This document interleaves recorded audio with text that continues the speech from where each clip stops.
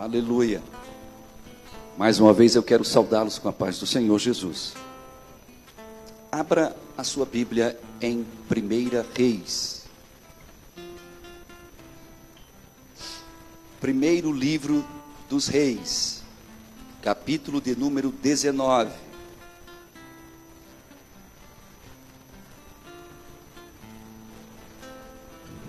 Primeiro Reis, capítulo de número 19. Se você não achou, diga misericórdia. E aí quem está perto aí ajuda, tenha misericórdia dessa alma perdida aí na Bíblia. Primeiro Reis, capítulo de número 19. Se todos acharam, digam amém. Olhe para o versículo de número 11. Diz assim: e Deus lhe disse: saí para fora. Amém. Tome assento, por favor.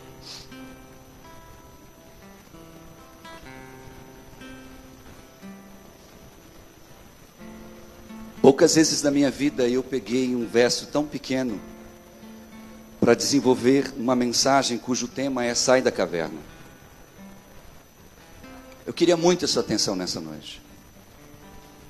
E é óbvio que aquele que te odeia, que quer o teu mal, e que você acha às vezes que é uma pessoa, é o fulano de tal, mas no fundo são as trevas que te odeiam, me odeiam. Eles querem que você não ouça o que eu vou dizer nesta noite. Então alguém vai tomar, ou vai tentar tomar a tua atenção, seja um celular, seja alguém do lado. Alguém vai tentar fazer com que você não entenda o que eu vou dizer nesta noite.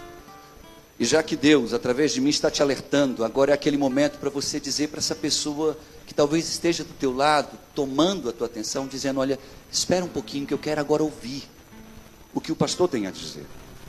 Talvez no meio do que eu tenho a dizer nesta noite, você encontre a solução para coisas que você nem sabe por que existem, ou por que estão acontecendo. O texto diz que Deus disse a Elias: saí para fora. Elias estava dentro de uma caverna quando Deus disse isso a ele. Mas para você entender o que aconteceu para Elias ir parar numa caverna, nós precisamos nos voltar 3 anos antes deste momento. E 3 anos antes de que Elias estivesse dentro de uma caverna, a Bíblia diz que Deus levanta este homem chamado Elias como um instrumento na terra e como um grande profeta. Deus o levanta para, naquele governo de Israel, lutar contra um paganismo severo. Há uma nação que tinha se distanciado totalmente de Deus e que até aquele momento adorava a Balaíns, a deuses como Baal-Hadad, a deuses como Asherá e mais outros deuses que eles cultuavam ao invés de cultuarem ao Deus verdadeiro.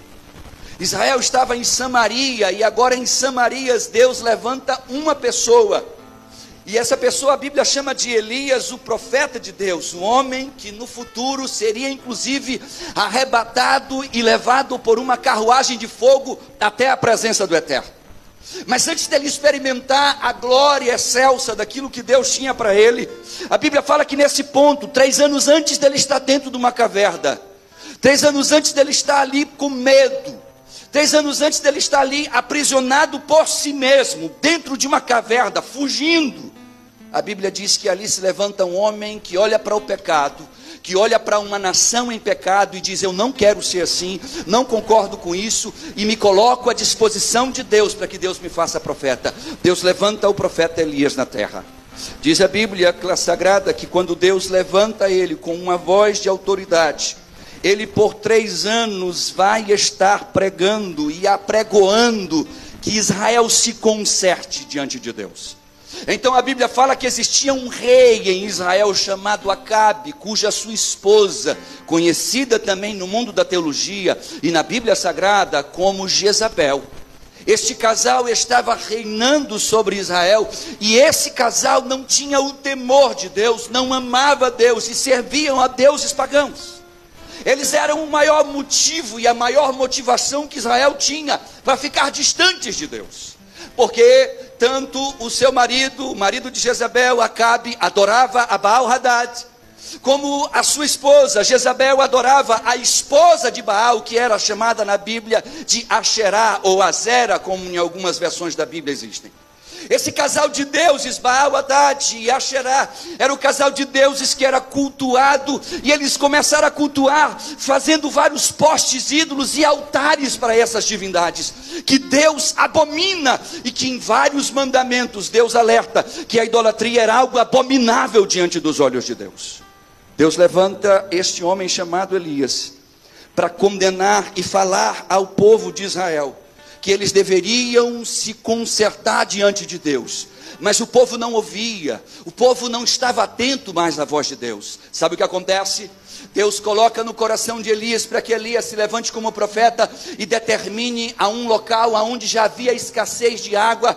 Naquela região ali já é difícil de se chover por natureza, e a Bíblia diz que Elias se levanta e diz assim: assim diz o Senhor, a partir de hoje não choverá, até que eu, Elias, declare uma sentença para que haja chuva.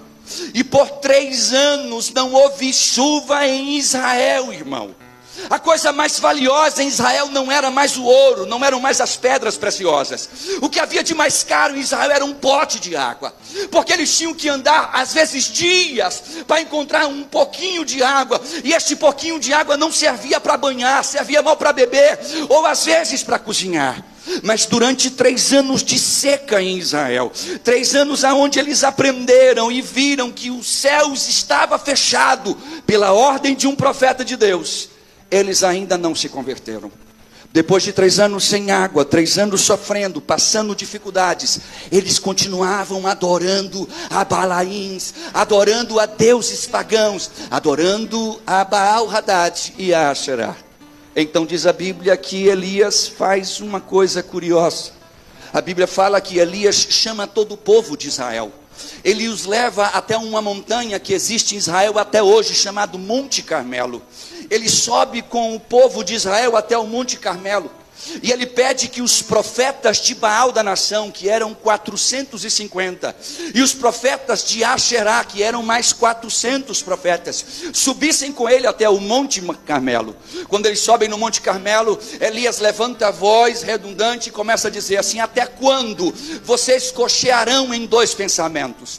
Até quando vocês cultuarão a Deus de Israel e ao Deus Baal? Hoje isso tem que se encerrar aqui em Israel. Então nós vamos saber quem é o verdadeiro Deus. O que você não sabe é que Baal Hadad, essa divindade, que Baal quer dizer Senhor, Hadad quer dizer Deus do trovão.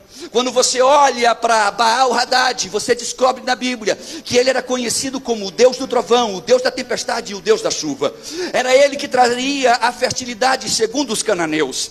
Para os cananeus daquela época, esta era a maior divindade a ser cultuada, porque se chovesse era por causa dele, se não chovesse era por causa dele. Então eles começaram a dizer: não está chovendo, não é por causa de Elias, não é por causa do Deus Adonai, não está chovendo porque o cananeu Deus chamado Baal Hadad não permite mais que chova em Israel. Então eles cocheando em 2 pensamentos, uns pensando que era Deus que estava secando os céus para que a água não caísse, e outros pensando que era Baal Hadad. Então Elias se levanta e diz: nós vamos saber quem é Deus hoje aqui. Diz a Bíblia que ele faz uma aliança e diz para o povo de Israel: aqui neste Monte Carmelo, eu quero que se peguem 2 novilhos, 2 filhos de um boi, de uma vaca, e nós vamos fazer cada um altar. Eu vou fazer um altar ao Deus Adonai, ao Deus de Israel. Os profetas de Baal farão outro altar ao Deus Baal Hadad. E nós vamos colocar os novilhos despedaçados nesses 2 altares. E cada um terá um tempo para buscar a sua divindade, e aquele Deus que ouvir e mandar fogo do céu será fogo e Deus divino em Israel. E sabe o que acontece? A Bíblia diz que Elias chama os profetas de Baal e diz: comecem vocês, eu ficarei por último. Os profetas de Baal fazem um altar, e eles cortam a novilha, colocam a novilha, e eles começam a rodear aquele altar, clamando a Baal Hadad que fogo caísse do céu, clamando e pedindo que o fogo se derramasse sobre aquele local e consumisse aquele novilho. Eles ficaram de 9 horas da manhã até quase 3 horas da tarde clamando.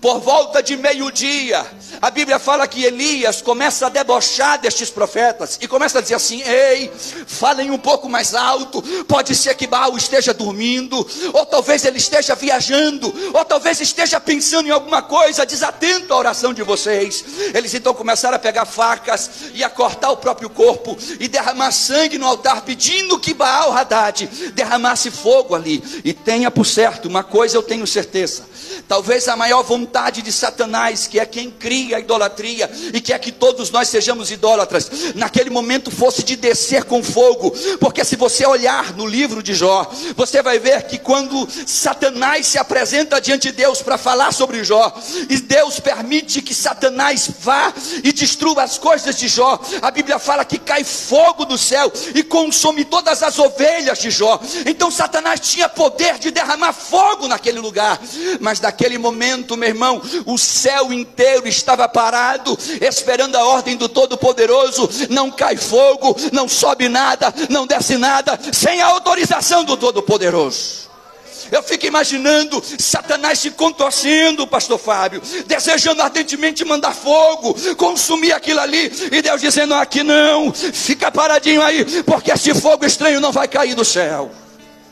Oh, meu irmão, a Bíblia diz que quando chega por volta da oferta dos cereais, que era às 15 horas, às 3 horas da tarde, a Bíblia diz assim: Elias diz assim: para tudo, vocês tiveram de manhã até agora para poder pedir que Baal mandasse fogo. Eu não quero isso, nós vamos mudar esse negócio agora. Ele faz um altar novo para Deus, e ele cava em volta do altar um rego muito profundo, e ele pede à nação de Israel uma coisa curiosa. Ele pede para que a nação de Israel trouxesse 4 cântaros de água. Cada cântaro de água, meu irmão, tinha 12 litros de água dentro. Agora imagina, você pedir para Israel, aquilo que tinha de mais caro, de mais precioso em Israel, era água. Aquilo que era mais difícil de se achar era água. Cada um começa a correr para um lado, pega a água, me dá esse copinho que tem na tua casa, me dá esse potezinho que tu guardou para a comida de amanhã, vamos embora, que o Elias, profeta, está pedindo. Eles conseguem, trazem lá os 4 cantos, e Elias derrama em volta. Elias faz isso uma segunda vez, faz uma terceira vez, que a Bíblia diz que o altar ficou molhado, embebecido com aquela água. Então diz a palavra de Deus, meu irmão, que ele levanta as mãos para os céus, e ele diz: tu é Deus em Israel, tu és o único Deus do trovão, tu és o único Deus da fertilidade, tu és o único Deus da chuva. Agora manda fogo para que eles saibam que tu é Deus. A Bíblia fala que desce uma bola de fogo em cima daquele altar, consome não só aquele novilho, mas consome a água, consome o altar, vira tudo cinzas, e Israel se dobra dizendo: só o Senhor é Deus, só o Senhor é Deus, só o Senhor é Deus.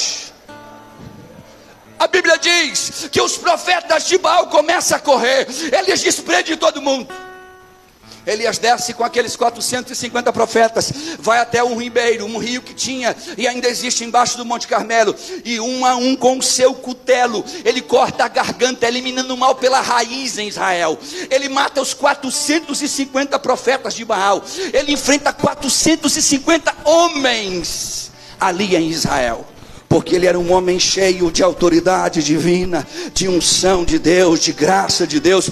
Deus era com ele, o Espírito de Deus estava sobre ele.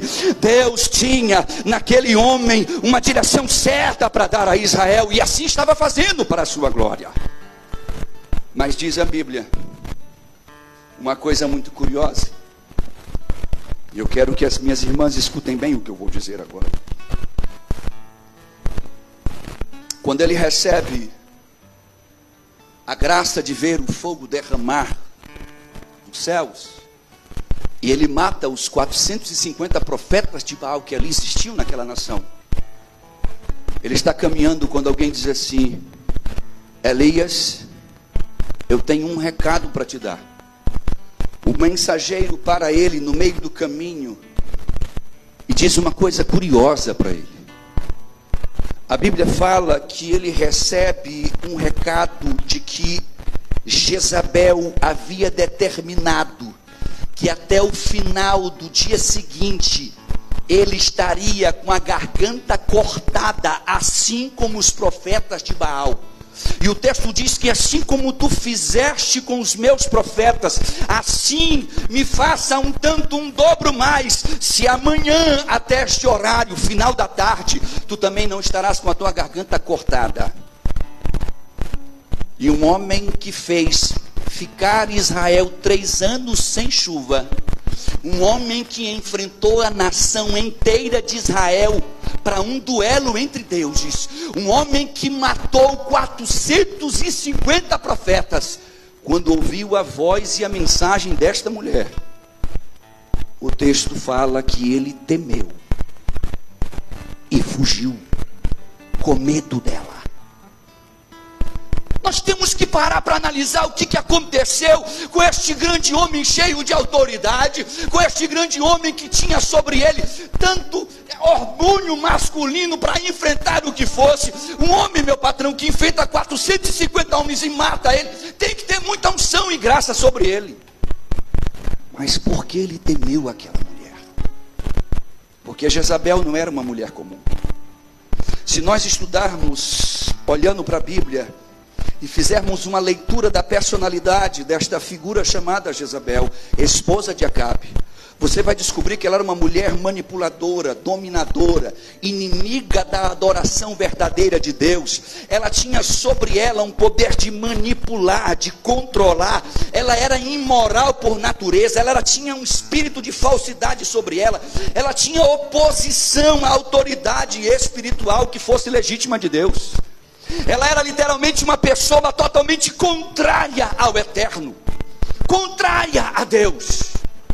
Mas é curioso porque na teologia nós denominamos esse conceito feminista. E se vamos falar de feminismo, talvez se você quisesse entender origens do feminismo, você poderia se reportar a Jezabel como um exemplo clássico na nossa geração de mulheres feministas, dominadoras, controladoras, imorais, falsas, que vão contrariar a vontade do eterno sem o medo e sem o temor algum. Porque o espírito de Jezabel, como é conhecido na teologia, até hoje ele vive no meio das pessoas. Isso é tão forte que centenas de anos depois disto acontecer, centenas de anos depois desse fato que eu estou contando sobre Elias, você vai ver Jesus escrevendo e mandando João entregar 7 cartas no livro de Apocalipse, no capítulo de número 2. E você vai ver que uma destas cartas, a carta a Tiatira, ela é citada. E você vai ver no versículo de número 18, Jesus dizendo assim: e ao anjo da igreja de Tiatira escreve: isto diz o Filho de Deus, oh glória, que tem seus olhos como chamas de fogo e os pés semelhantes ao latão reluzente. Eu conheço as tuas obras, o amor e o serviço e a fé e a tua paciência, e que as tuas últimas obras são maiores do que as primeiras. Mas algumas poucas coisas tenho contra ti, porque deixas Jezabel, mulher que se diz profetiza, ensinar, enganar e fornicarem e comerem sacrifícios de idolatria. Centenas de anos depois deste fato que aconteceu em Samaria, quando Israel estava lá, ainda o espírito de Jezabel estava no meio de Israel, sabe, camuflado em mulheres que não conseguem entender a dimensão do que Deus tem para elas, e acham e abraçam movimentos que destroem a própria mulher por essência, tanto por dentro como por fora.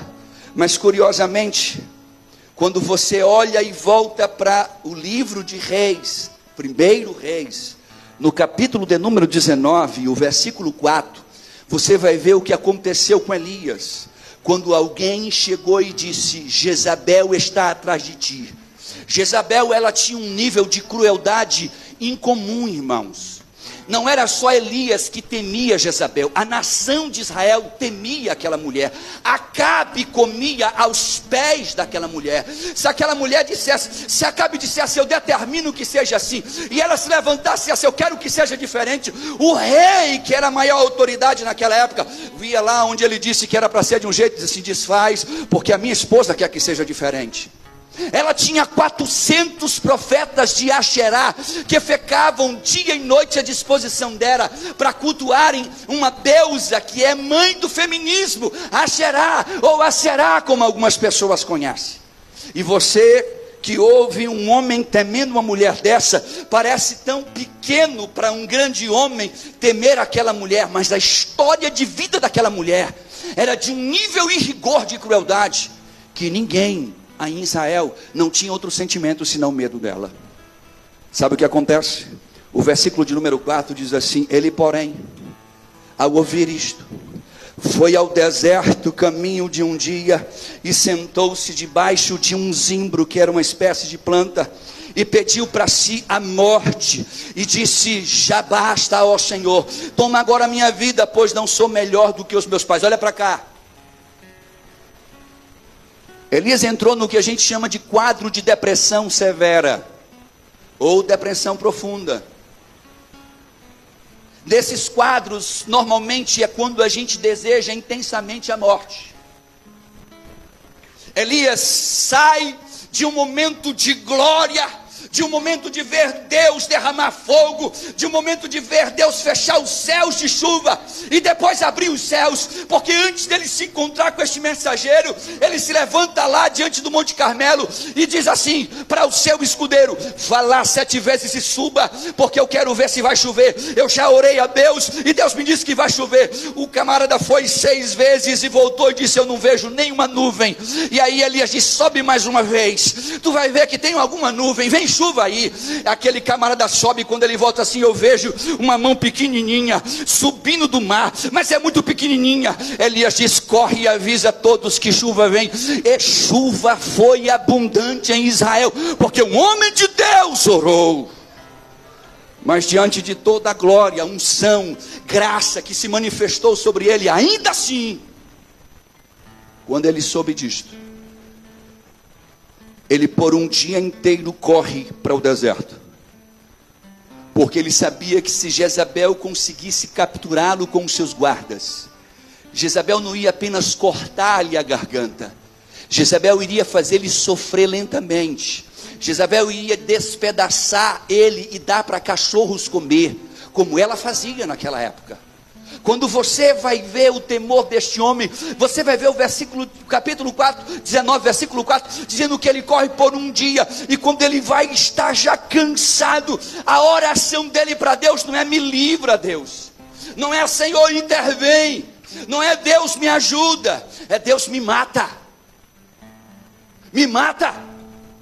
Tudo que eu mais quero agora é morrer, eu estou cansado, eu não consigo mais. E a Bíblia diz que ele vai orar mais na frente e dizer para Deus: eu estou sozinho, ninguém mais te serve, ninguém mais te cultua, ninguém mais te busca, ninguém mais clama a ti, eu estou só nesta terra. A solidão toma posse do coração daquele homem, e se sentindo um homem só, já num deserto que é solitário, ele apaga de tão cansado. E depois de apagado, ele recebe um toque assim. Quando ele desperta, tem um anjo de Deus do lado dele. O anjo de Deus fez uma coisa muito curiosa, porque o anjo de Deus prepara na brasa um pão que não é um pão comum, e traz-lhe uma botija de água que não é uma água comum. E por que, pastor, que o senhor está dizendo que esta água e este pão que estão na Bíblia? Primeiro, porque no hebraico a tradução pão ficou errada. Segundo, porque também a tradução água ficou errada. E quando você vai estudar isso, você vai descobrir que no jogo de palavras havia um alimento que era sobrenatural, que não era terreno, que não era comum, mas que parecia pão e parecia água. Mas você descobre que este alimento não era comum, porque o anjo acorda ele e diz assim: o Senhor mandou eu te trazer este pão, que está assado em brasas, e que também tu tomes esta botija de água. Ele come um pedaço de pão, bota um pouquinho de água, mas ele estava tão esgotado emocionalmente, esgotado mentalmente, tão dentro de si, cheio de tristezas e amargura, que ele capota de novo e dorme. O anjo parado ficou, porque Deus é aquele que protege. A Bíblia fala que os anjos do Senhor estão ao redor daqueles que o temem e o guardam. Ele ficou lá paradinho. Quando chegou mais tarde, o anjo toca nele de novo e diz assim: acorda de novo e come, porque Deus é Deus que provê, meu irmão. E o cara estava no meio do deserto, já tinha caminhado um dia inteiro, com fome e com sede. Ele acorda de novo, está lá uma botija de água e pão assado novamente, ele come. E sabe por que essa comida não podia ser uma comida comum? Porque com este pedaço de pão e este pouquinho desta água, a Bíblia diz que ele caminha 40 dias e 40 noites no deserto, sem comer e beber e sem parar. Ele não foi dar uma voltinha ali na esquina, não. Ele andou, foi 40 dias e 40 noites sem parar, caminhando, marchando. Porque Deus diz assim: vai para tal lugar que eu quero lá falar contigo. Vai lá para o Monte Horebe, que é o mesmo monte chamado Monte Sinai, aonde Deus entregou os 10 mandamentos para Moisés. E ele vai ao caminho do Sinai. Meu irmão, Samaria fica no norte de Israel. O Monte Sinai fica lá no sul, já chegando no Egito. Hoje são terras egípcias, inclusive, mas naquela época eram terras de Israel. E ele desce todo aquele monte de lugar, caminha até chegar ao lugar onde Deus havia aparecido para Moisés e dado os 10 mandamentos para ele. Deus escolheu um lugar comum, não. Só que aonde Moisés estava, ele não precisava se esconder, porque a própria mão de Deus protegia Moisés. Agora a Bíblia diz que quando Elias chega e caminha nesse local, a Bíblia fala que ele encontra uma caverna. E escute isso, ele se esconde dentro dela, porque teve medo, porque olhou para si e não encontrou mais motivos de viver. Hoje de manhã, quando eu estava escrevendo esta ministração, porque na madrugada de ontem para cá, o Senhor me trouxe a reflexão desta palavra: sai para fora da caverna.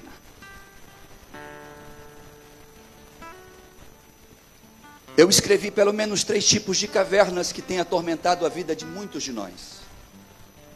Cavernas aonde nós temos nos escondido. Cavernas das quais alguns de nós temos feito exatamente como Elias fez: entra dentro dela e se esconde. A primeira caverna que eu enxergo na vida de Elias e que levou ele a entrar e se esconder, chama-se caverna do medo e da ansiedade. Elias temia por sua vida. E você vê como um reflexo do medo o desejo de se esconder. Quem está com medo corre, quem está com medo se esconde. Essa é a natureza. Só que o medo e a ansiedade, eles se parecem demais. A diferença é que o medo, você tem certeza do que é que você está temendo. Você sabe a origem do que está te causando. Se você tem medo, por exemplo, de andar de moto, você sabe que o problema é a moto. Se você tem medo de altura, você sabe, aquilo ali é alto, eu não vou subir ali. Porque você tem medo de algo que você conhece. A ansiedade, ela é difusa. É um medo que você não sabe do que é. É um medo que você não compreende como ele está dentro de ti. Mas é um pavor que te faz às vezes tremer, te faz ficar sem ar, te faz ficar sem voz. E você muitas vezes busca o que está acontecendo no próprio corpo e não consegue entender, mas sente um medo, um pavor. Parece que a morte está do teu lado, mas tu não sabe onde é que ela está. Parece que ela está perto para te abraçar, mas você não sabe por onde vem esse abraço da morte. Isso chama-se ansiedade.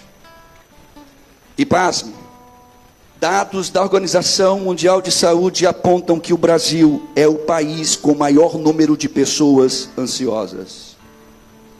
E como se não bastasse, há um alerta da Organização Mundial de Saúde para os brasileiros. Por quê?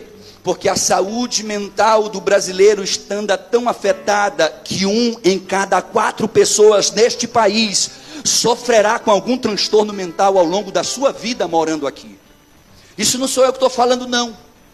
É a própria Organização Mundial de Saúde que deixa isso disponível para que nós possamos ter acesso.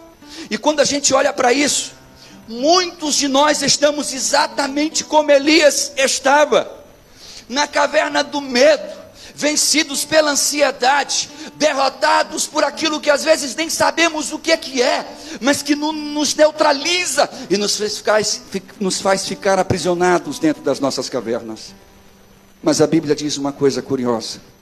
Em Filipenses, no capítulo 4, no versículo 6, diz uma coisa que a gente precisa aprender quando estivermos com ansiedade. A ansiedade é um medo de algo que eu não sei o que é, Ailton.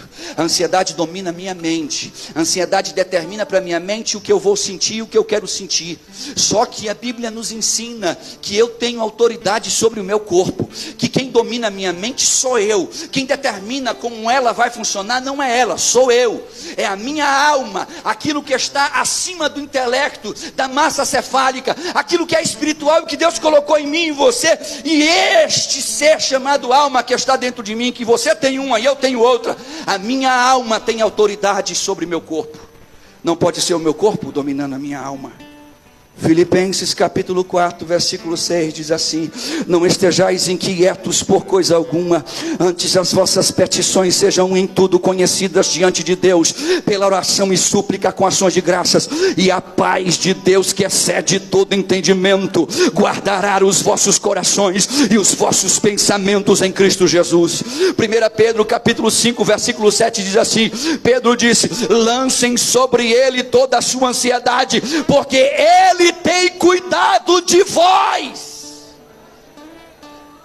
Você pode não ter tido um pai, você pode não ter tido uma mãe, você pode ter tido um histórico de vida triste, mas é um Deus que tem cuidado de ti. Você só está aqui porque Ele tem cuidado de ti. Você só chegou até aqui porque Ele cuida de você. E quem domina a morte é Ele. Ninguém passa para a eternidade sem que Ele diga vá. Essa caverna do medo e da ansiedade é um dos sentimentos que Elias teve quando estava dentro desta caverna. Mas não foi só isso. Existem cavernas que a gente chama, pastor Fábio, de cavernas da solidão e do desespero. Se você olhar para Elias, ele se sentia totalmente só e desesperado, pedindo a morte. Muitos hoje se encontram nessas mesmas cavernas de isolamento, lutando contra uma depressão maldita, sem conseguir muitas vezes nem se perdoar. Quando a gente olha para, novamente, a Organização Mundial de Saúde, ela diz que só no Brasil existem pelo menos 12 milhões de brasileiros com algum tipo de depressão. E quando a gente vai estudar sobre depressão, e aí posso falar como psicólogo, existem pelo menos 8 tipos mais conhecidos de depressão. Depressão maior ou também transtorno de depressão maior, depressão ou transtorno depressivo persistente, transtorno afetivo transacional, depressão psicótica, depressão situacional, depressão pós-parto, depressão atípica e por aí vai. Tem depressão para todo tipo de gente, meu irmão, disponível para fazer você se isolar, para você ficar em desespero, para você sentir medo, porque isso Satanás tem incutido na cabeça de todos nós, que ele pode nos oprimir. O que ele não entende é que ele já é um derrotado e você é um vencedor, e a Bíblia diz isso. A Bíblia fala que Jesus nos faz um convite a estes que, como Elias, enfrentam a depressão, a estes que, como Elias, estão presos em uma caverna, sofrendo pelo isolamento, por se sentirem só. E quantas vezes você está cercado de pessoas e se sentindo só neste mundo? E quantas vezes nós nos encontramos nessa terra, olhando para os lados, tem parente, tem amigo, tem colega, mas a única sensação que eu tenho é que eu não tenho ninguém, que eu não posso contar com ninguém. Jesus diz em Mateus, no capítulo 11, versículo 28, vinde a mim todos vós que estáis cansados e oprimidos, e eu vos aliviarei. Tomai sobre vós o meu jugo, aprendei de mim que sou manso e humilde de coração, e encontrareis, escute isso, descanso para as vossas almas. Quem precisa de descanso aqui nesta noite? A gente não pode deixar a nossa mente ser dominada por estes pensamentos. Mas a Bíblia fala que Paulo, ao escrever aos Filipenses, quando ele vai para a dimensão da mente, ele diz em Filipenses capítulo 4, versículo 8, ele dá um alerta àqueles que eram lá da igreja de Filipe. Ele diz assim: finalmente, irmãos, tudo que for verdadeiro, tudo que for nobre, tudo que for correto, tudo que for puro, tudo que for amável, tudo que é de boa fama, se há alguma excelência ou é digno de louvor, nestas coisas pensai. Você sabe o que ele está dizendo? Ele está dizendo assim: não perca tempo em sofrimento, olhando e se sentindo só. redor, olhando e se sentindo deprimido, olhando e se sentindo isolado. Comece a pensar: eu tenho um Deus que não me abandona, eu tenho um Deus que não me deixa, eu tenho um Deus que eu posso confiar. Você sabe o que a Bíblia fala para nós? Isaías capítulo 61, versículo 1 diz assim: isso é para mim, é para você. O Espírito do Senhor Deus está sobre mim, porque o Senhor me ungiu para pregar as boas novas aos mansos, enviou-me a restaurar os contritos de coração, a proclamar a liberdade aos cativos e a abertura de prisão aos presos, a pregoar o ano aceitável e o dia do nosso Deus, consolando os tristes e a ordenar acerca dos tristes de Sião, que se deem glória em vez de cinza, óleo de gozo em vez de tristezas, vestes de louvor em vez de espírito angustiado, a fim de que se chamem árvores de justiça e plantações do Senhor, para que Ele seja glorificado. Aleluia! Sabe o que Isaías está dizendo? O Espírito de Deus está na tua vida. O Espírito que é aquele Espírito que convence, que você conhece como alguém que faz parte de uma trindade, que é a emanação mais linda e bela do Eterno, que Ele emanou de si mesmo para habitar em mim e você. É a maior conexão que existe entre Deus e os homens, é o Espírito Santo de Deus. E sabe onde Ele habita? Não é neste templo, não é nesses instrumentos, não é neste microfone. Ele habita em você. Aleluia! Agora imagina, aquele que é criador dos céus, do universo, da terra, o ser mais poderoso que existe no universo, que é Adonai de Sebaot, que é o nosso Deus. Através do seu Espírito Ele habita em você. Isso quer dizer, Fábio, que o poder dos poderes está em mim e em você, que o poder do universo está dentro de mim e de você. E eu vou lhe dizer uma coisa: quando a gente olha para a palavra de Deus, a gente entende: o Espírito de Deus, o Espírito do Senhor tem estado no meio da sua noiva. Aleluia. Quando eu olho para Elias naquela caverna, além de vê-lo desesperadamente sozinho, eu vejo que ele me ensina que existe um terceiro tipo de caverna que muitos de nós às vezes estamos dentro. E talvez seja um dos piores sentimentos que você ou eu podemos sentir. Eu chamo essa caverna de caverna do fracasso e da culpa. Apesar de todos os triunfos de Elias, irmãos, ele se sentia um fracassado ao ver Israel imerso na idolatria. Ele mata 450 profetas e o povo diz: só o Senhor é Deus, e quando desce vão adorar Baals. Ele faz chuva parar de chover e chuva voltar a chover, e o povo continua adorando Baal. Então ele entra dentro dessa caverna depois de já ter pedido a morte. E é muito claro, porque quando ele entra dentro dessa caverna sentindo-se um fracassado, porque parece que foi tudo em vão. E quantas vezes a gente não sente esse sentimento? Quantas vezes a gente não pensa que o nosso sacrifício é em vão, que não valeu a pena, que parece que Deus não está vendo, parece que Deus não está recebendo, parece que Deus não está entendendo. Elias sentiu-se um fracassado e ele muitas vezes até culpado. E esse sentimento muitas vezes domina o nosso coração, irmãos. E é curioso, porque muitas vezes nós nos escondemos nessas cavernas de fracasso, incapazes de perdoar nem a nós mesmos. Olhamos para a nossa vida e começamos a questionar: que vida é essa que eu tenho? Onde foi que eu cheguei? Parece que eu patinei e não andei para lugar nenhum. E o fracasso vai tomando conta dos nossos corações. Quantos de nós às vezes não nos sentimos assim? E você sabe qual é o maior desejo de Satanás? É que eu e você nos sintamos assim. O maior desejo do diabo, escute isso, você acreditando ou não nele, e ele olha para cá nos meus olhos, ele está andando para ti, se você não acredita nele. Ele não está nem aí se tu não acredita nele. Ele existe, ele é real, e ele quer que você não acredite mesmo, que você ache que isso é uma historinha, que isso é uma coisa dos crentes, porque ele quer que você continue no caminho onde ele realmente tem colocado. E vou lhe dizer uma coisa: o maior desejo de Satanás é que nós nos sintamos fracassados, isolados e em culpa eterna e imortal. Sabe por quê?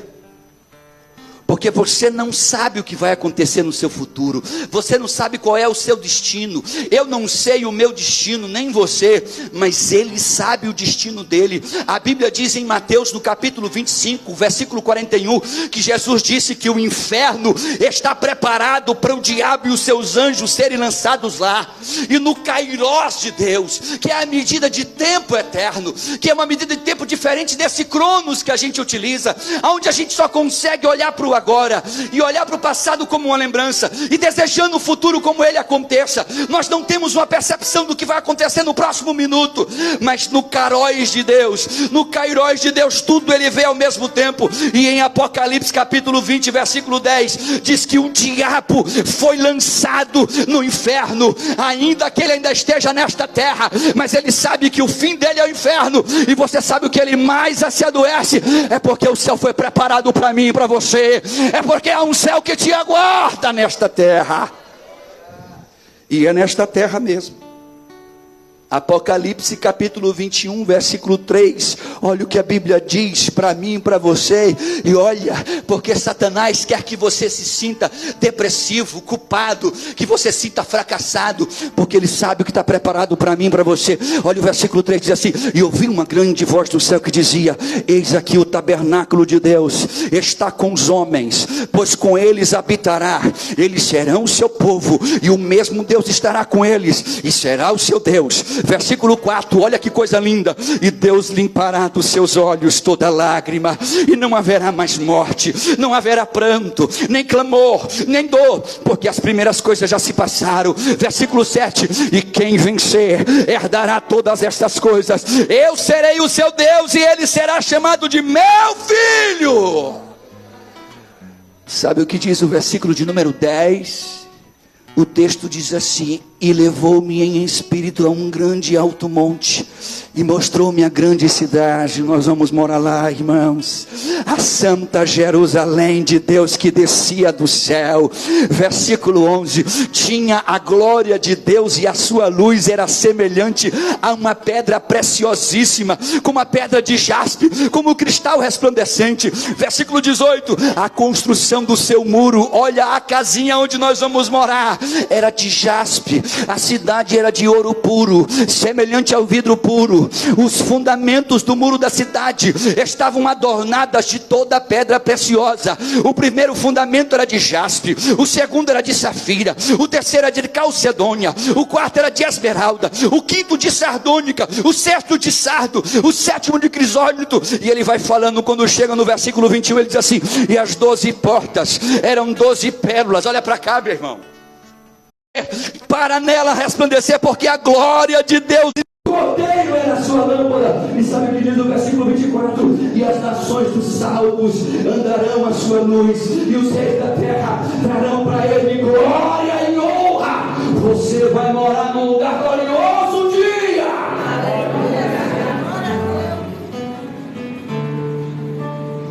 Saia desse caverna, essa caverna de fracasso, se sentiu derrotado.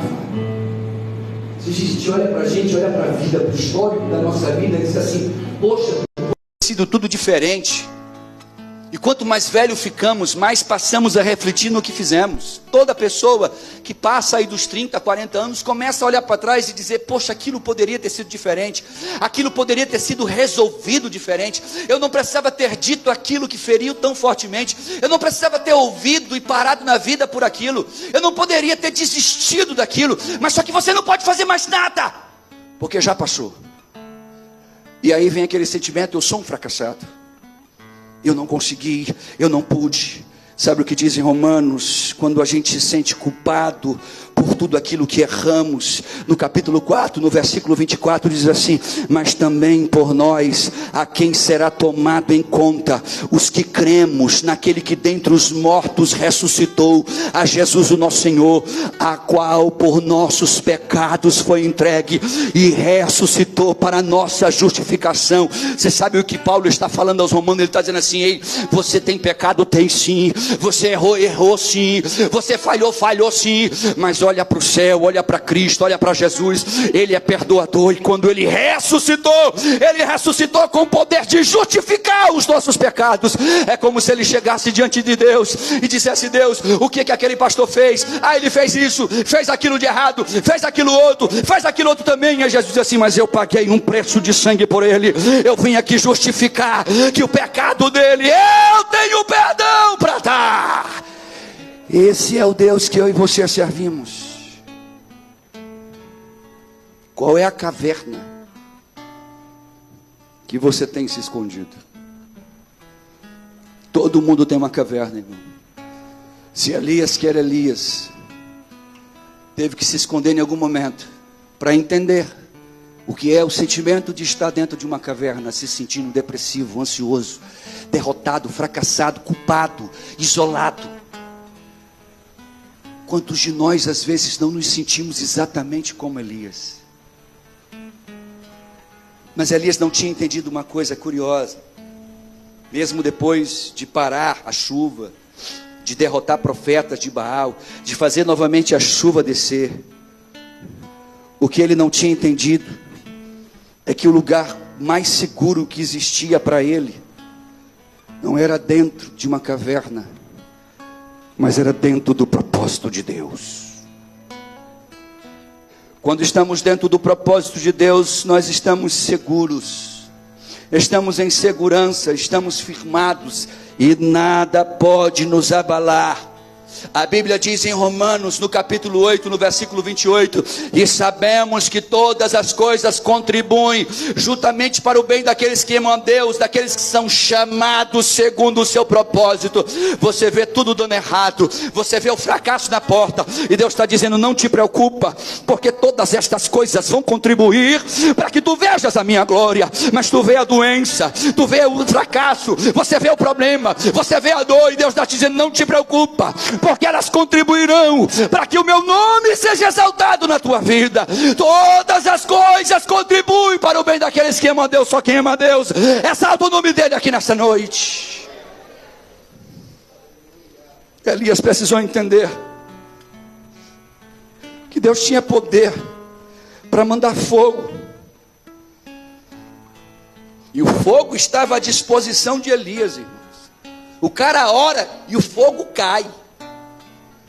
O Deus do fogo disse assim: você quer fogo agora? Só 3 horas da tarde, tranquilo. 3 horas da tarde, o Senhor manda agora, fogo cai.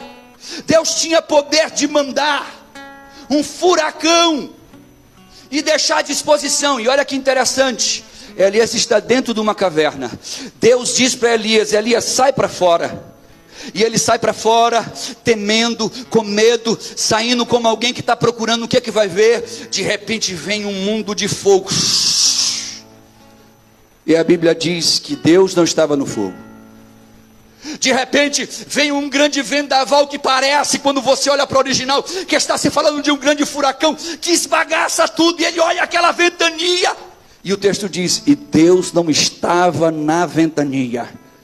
De repente a terra começa a tremer, ela se abala toda, mas aí ele para aí para ver se vê Deus, e a Bíblia diz assim: e Deus não estava no terremoto. Então de repente uma brisa suave passa, aleluia, e Deus fala naquela brisa suave no ouvido de Elias. É como se Deus dissesse: eu posso manifestar o poder, a destruição, o juízo, mas você que é meu servo, eu manifesto-me numa brisa suave, pois a minha presença, aleluia, do teu lado te traz alívio, te traz paz, te traz segurança, te traz alimento, traz acalento. Você se sente cuidado, porque uma brisa suave passou perto de você. É por isso que naquele dia a Bíblia fala que depois de um vento impetuoso encheu toda a casa, no dia em que eles estavam reunidos ali em Atos dos Apóstolos, veio naquele vento, naquela brisa suave, Deus derrama do seu fogo, e todos começam a falar em línguas estranhas. Deus é um Deus de brisas, meu irmão. Ele não é um Deus só de poder. Às vezes esperamos que Deus faça uma coisa grandiosa, que Deus mostre quem Ele é. Às vezes nós queremos que Deus se levante como um grande juiz e derrame juízo sobre as pessoas, mas o que nós não entendemos é que muitas vezes Deus quer falar com você no silêncio da tua alma. Ele quer te ver ali de joelhos, e Ele vai numa brisa suave abraçar o seu coração. E esse Deus é o Deus que eu e você servimos. Quem entende o que eu estou dizendo isso? Quem entende isso? Deus nos manda sair desta caverna, irmãos. Não dá para viver assim a vida inteira. E eu quero lhe convidar a vencer o medo, a ansiedade, o fracasso, a solidão. E eu quero lhe dizer uma coisa nesta noite: não se sinta mais sozinho. Jesus, antes de subir à glória, quando estava instruindo os seus discípulos em Mateus no capítulo 28, versículo 20, a parte B deste versículo, Jesus disse, depois de dar todas as instruções aos seus discípulos, antes de subir para a glória, ele diz assim: olha, e eis que eu estarei convosco todos os dias. Ei, escuta isso. Não é todos os dias só enquanto você está bem, é todos os dias até a consumação dos séculos. Sabe o que ele está dizendo? Eu vou estar contigo nesta terra e depois desta terra. Eu vou estar contigo agora, mas também depois. Eu vou estar contigo quando tu estiver triste, mas também quando tu estiver alegre. Eu vou estar contigo quando tu estiver com vida, mas também quando tu morrer. Deus estará com você e conosco. Sai dessa caverna. Ponha-se de pé nesta noite em nome de Jesus.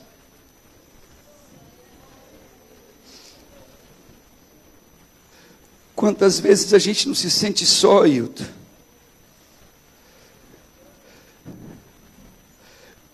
Mas uma coisa eu aprendi, e eu sempre digo isso a quem eu tenho oportunidade de dizer: ele pode até me tirar tudo. Satanás pode fazer como Jó. Tira os bens, tira a família, tira filhos, tira tudo. Mas uma coisa Deus espera de mim e de você: que nunca ninguém consiga tirar de você a presença deste Deus. A Bíblia fala em Romanos, no capítulo 8, no versículo 35, Paulo estava mandando uma carta, e ele já tinha experimentado o que era a prisão, o que era o açoite, o que era a dor e a perseguição. Ele diz no versículo 35, quem nos separará do amor de Cristo? Será a tribulação, a angústia, a perseguição, a fome, a nudez, o perigo e a espada. Versículo 38, porque eu estou bem certo, escute isso, grave isso, que nem a morte, nem a vida, nem os anjos, nem os principados, nem as potestades, nem o presente, nem o futuro, nem a altura, nem a profundidade, nem outra criatura poderá nos separar do amor de Deus que está em Cristo Jesus. Quem entende isso? Oh glória! Por qualquer coisa as pessoas desistem de Deus. Calabanaço de Camaia. Por coisas pequenas nós abandonamos a nossa fé. Ah, Deus não me ouviu. Ah, Deus não me atendeu. Ah, Deus não me deu aquilo. Ah, Deus não fez aquilo que eu queria. Deus não é um servente à nossa disposição. Ele é o Todo-Poderoso. Somos nós que servimos a Ele. Não é Ele que tem que estar à minha disposição, sou eu que tenho que dizer aqui, sim Senhor, pode dizer Deus, eu estou aqui, o teu servo ouve, aleluia. E é interessante, porque talvez você tenha se sentido, como eu já me senti algumas vezes, fracassado, derrotado, e sozinho, Fernando. Acho que uma das piores sensações que o ser humano pode sentir é a solidão. E eu sei o que é sentir isso, porque eu já cheguei numa igreja desta, lotada, subi no púlpito, olhava para a multidão e me sentia só, sozinho, vazio, sem parecia que mais Deus existisse ali, quando Deus na verdade estava como uma brisa suave, rodeando, dizendo: eu estou bem aqui, rapaz, eu estou bem aqui, eu estou do teu lado, tu não está percebendo isso? Não, sou eu que estou aqui do teu lado, mas Senhor, eu quero ver fogo, eu quero ver terremoto, eu quero ver o furacão, eu quero ver o movimento. E Deus disse assim: mas eu quero falar contigo suavemente, eu quero trazer a paz que excede todo entendimento para o teu coração. Aleluia. Calabaço de camaia. Quando você olha para o livro de Romanos, você sabe o que a Bíblia fala sobre mim e sobre você. Ela diz que nós somos um vencedor. Romanos 8:37 diz: mas em todas estas coisas nós somos mais do que vencedores por aquele que nos amou. Sabe o que a Bíblia diz para mim quando eu me sinto sozinho? Quando você se sente sozinho, a Bíblia diz em 1 Pedro no capítulo 2 versículo 9 que nós somos povo de Deus. A Bíblia diz assim: mas vós sois gerações eleitas, povo de Deus, sacerdócio real, povo adquirido por Deus, para anunciar as trevas a sua maravilhosa luz. Você sabe o que a Bíblia diz? Olhe para cá para você nunca mais esquecer disto, que eu e você fomos feitos com rigor de detalhes. Quando eu li isso no livro de Salmos, eu fiquei impressionado.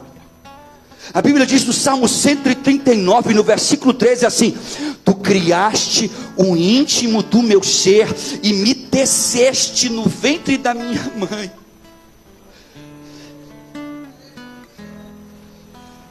Tem gente que se sente abandonado porque a mãe jogou no mundo, porque foi criado por um avô, porque foi criado por não sei quem, porque foi abusado, porque teve uma vida difícil.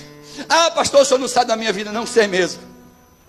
Mas a Bíblia diz que quando você estava no ventre desta mãe, que talvez tenha te abandonado, Deus estava te tecendo. Sabe o que é tecer? Ele vai fazendo como alguém que está tecendo ali uma roupa. Ele vai botando a linha, ele vai amarrando, ele vai dizendo assim: eu quero que ela seja assim, eu quero que ele seja desse jeitinho aqui, eu vou fazer desse jeitinho. E você não entende que você é uma obra-prima de Deus nesta terra.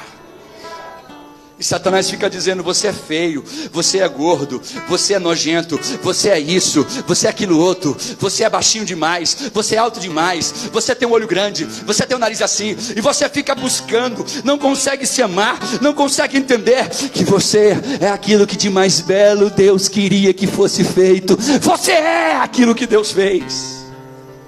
Sabe o que a Bíblia diz que eu e você somos em 1 João no capítulo 3 versículo 1? Vede quão grande é o amor que nos tem concedido o Pai, que fôssemos chamados, escute isso, de filhos de Deus. Você é chamado de filho de Deus. Ei, eu sou filho de fulano e de fulana, eu sou filho de ciclano. Você pode carregar o sobrenome que for, ou pode ser que você não tenha nem sobrenome, mas você é filho dele, você é filho dele, filho daquele que criou todas as coisas.